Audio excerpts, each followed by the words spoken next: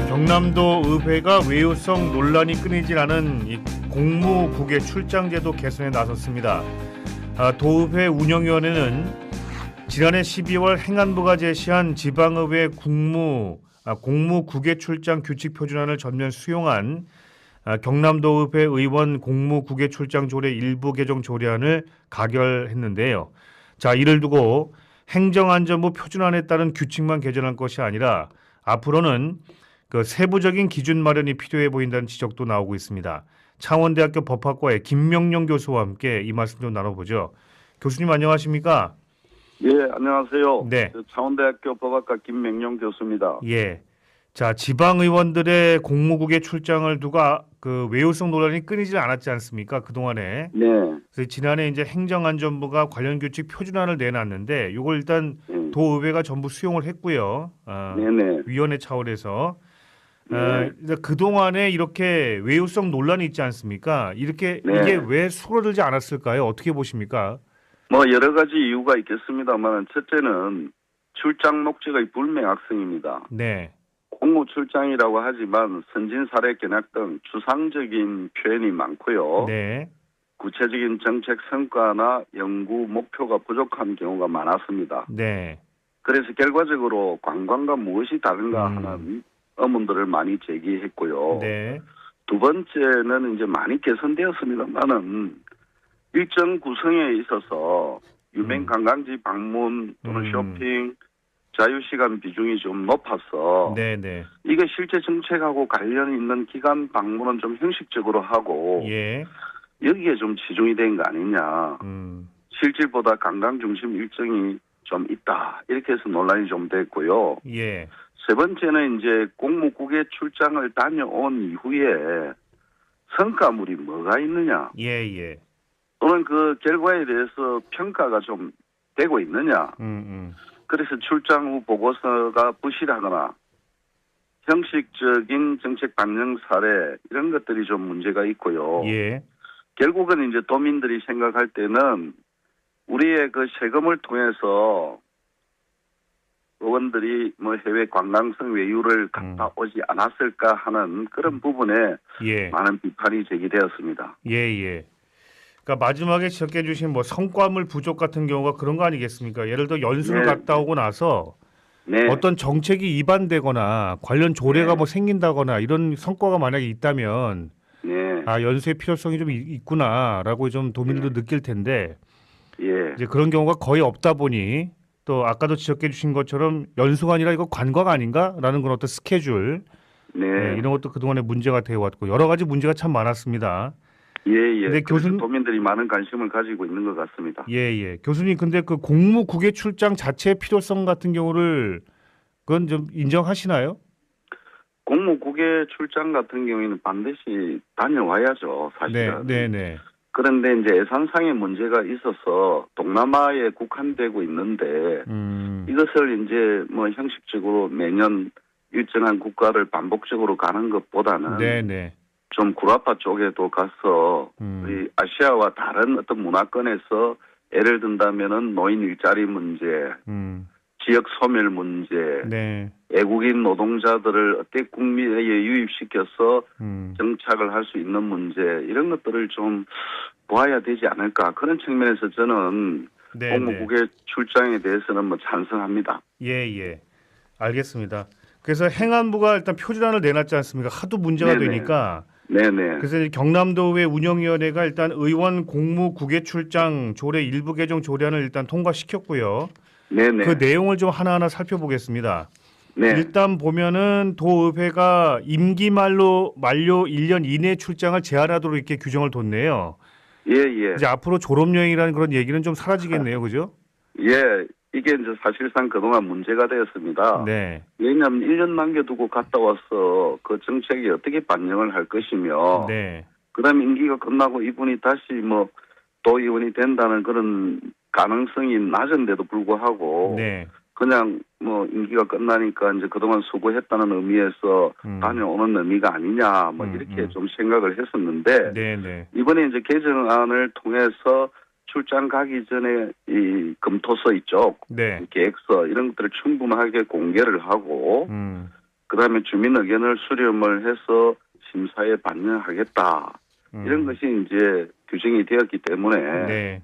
이 졸업여행이라는 이미지는 좀 개선될 것으로 판단합니다. 네네. 그러나 이제 이런 출장이 1년 남았다고 하더라도 필요성이나 긴급성이나 활용 가능성 이런 것들을 보고 외외적으로 그런 거 있을 수 출장을 있겠죠. 갈 수 있는 규정들이 있어요. 예.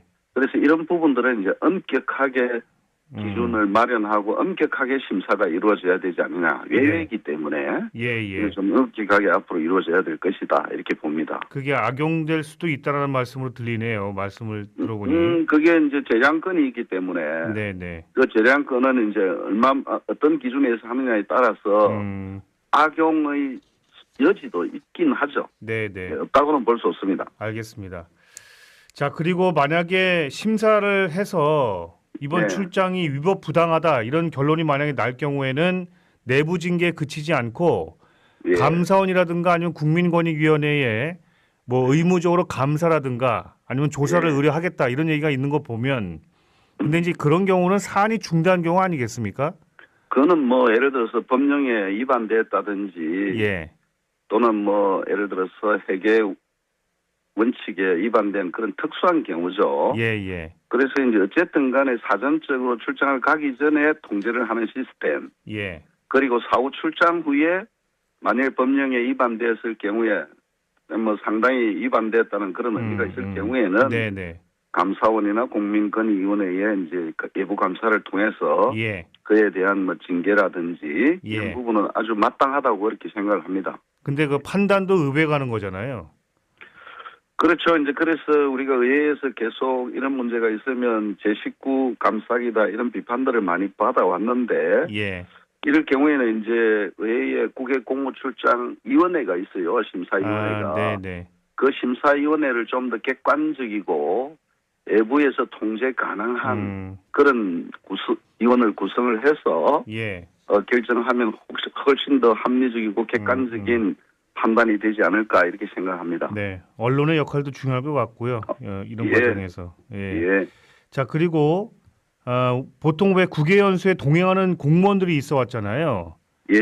그 사람들한테 이제 부당한 지시를 내리는 경우도 종종 있어가지고 좀 문제가 됐었고.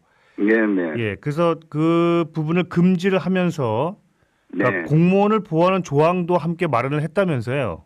네, 굉장히 좋은 내용이죠. 그동안에 이제 의원들께서 해당 공무원에 대해서 갑질을 한다. 우리 사회가 이제 갑질 근절 문제 이게 전반적으로 지금 출시지 않습니까? 그래서 의원들이 이제 해외 출장 때 공무원이 이제 같이 동행하는 경우에 사적 심부름을 시키거나 아니면 그 의원들과 관련된 여행 업체에 이걸 알선해 달라는 등 또는 뭐 여러 가지 심부름도 시키고 또 술자리도 같이 해라 이런 것들이 있어서 언론에도 많이 보도가 되었습니다. 마치 비서처럼 뭐 그런 식으로 그렇죠. 예식도 강요하고 그래서 이제 이런 게 조례에 이제 담아졌으니까 앞으로는 이제 의원들도 그런 부분에 상당히 주의를 하고 또 이런 사항들이 이제 앞으로는 없어져야죠.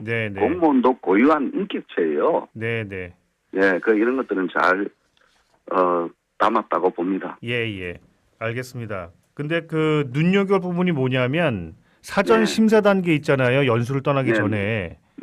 아까도 말씀하신 것처럼 지역 주민의 의견을 이제 대변할 수 있도록 그러니까 심사위원회 시민단체 대표라든가 임원을 반드시 한 명 이상 포함시키는 걸로 일단 규정을 만드는 것 같더군요. 맞아요. 근데 교수님이 이 규정에 좀 문제가 있다 이렇게 지적을 하시는 것 같던데. 일단은 이제 조례를 제정할 때 우리 법령 위반 기준이 있어요. 가능한 한 추상적인 것보다는 구체적으로 법을 이제 제정해야 된다는 그런 원칙이 있습니다. 그런데 이 이제 조례에 보게 되면 그냥 시민단체라고 이렇게 했어요. 시민단체는 수없는 단체들이 많습니다. 그래서 이제 정의 규정에 시민단체가 무엇을 의미하는지 그리고 이것은 객관적이고 합리적인 판단이 요구되기 때문에 영리단체가 이게 참여를 하면 안 됩니다. 그래서 우리가 비영리 단체 지원에 관한 법령도 있고 우리 경상남도도 아마 비영리 단체 지원에 관한 조례가 있을 거예요. 그러면 뭐 비영리 지원 조례에 관한 조례의 몇 조에 비영리 단체 시민단체로 보고 여기에 이제 참여를 시킨다 이런 것들이 좀 들어가야 되고 그래야만이 객관성이 담보될 수 있다. 저는 그렇게 생각을 합니다. 네, 네. 항상 우리가 이제 뭐 위원회를 이렇게 하게 되면 의례적으로 형식적으로 이제 하는 것보다는 우리 사회가 이제 민주화되고 많이 선진화됐지 않습니까? 네. 그러면 이런 위원회가 왜냐하면은 1인 장이 결정을 하는 것은 좀 불합리한 경우가 있어요. 예. 그래서 위원회가 이렇게 구성이 되어서 하면 훨씬 더 결정이 객관적이고 독단적이지 않는 그런 걸 우리가 기할 수 있다는 것이죠. 알겠습니다. 그것 이외에 여러 가지 좀 모호한 부분들이 좀 있다 이런 지적을 또 하신 바가 있어가지고 어떤 게 좀 문제라고 보시니까? 예를 든다면 이제 주민 의견을 수렴하겠다고 했는데 구체적으로 주민 의견을 어떻게 수렴하겠다는 방식이나 절차가 규정이 안 돼 있습니다. 네네. 그래서 뭐 도의회 누리집에 뭐 공개를 얼마 동안 통해서 어떤 절차에 의해서 의견 수렴하겠다 이런 것들이 좀 구체적으로 들어와야 되겠고요. 예. 그 다음에 이제 뭐 이 조례 내용 중에 보면 부득이한 경우, 네. 필요한 경우 뭐 이런 추상적인 규정들이 있는데 그런 것보다는 구체적으로 어떤 경우에 이제 예를 들어서 뭐 1년 미만의 기간이 남았음에도 불구하고 출장을 가야 되는 경우에는 뭐 외교상 또는 아주 긴급하게 우리 도정에 필요한 어떤 사안이 있다든지 이런 것들을 좀 엄격하게 규정할 필요가 있지 않느냐. 네네. 그리고 감사 요건 같은 경우에도 좀 구체할 필요가 있고요. 예. 예, 그다음에 이제 용어라든지 예를 들어서 국외 출장 또는 국외 출장 이렇게 혼용해 쓰고 있는데 이런 부분들도 좀 보완해야 되고 그다음에 이해충돌 기준 지금 우리 이 공직사회에서 이해충돌이 굉장히 문제가 많이 되거든요. 예. 의원들이 이해충돌 부분이 있으니까 이런 이해충돌과 관련된 이런 부분들도 기준을 좀 보완할 필요성이 있다 이렇게 봅니다. 알겠습니다. 교수님 저 시간이 다 돼가지고요. 네네. 예, 여기까지 말씀을 좀 드려야 될 것 같네요. 네네. 예, 고맙습니다. 예, 수고하십시오. 감사합니다. 지금까지 창원대학교 법학과의 김명용 교수와 말씀 나눠봤습니다.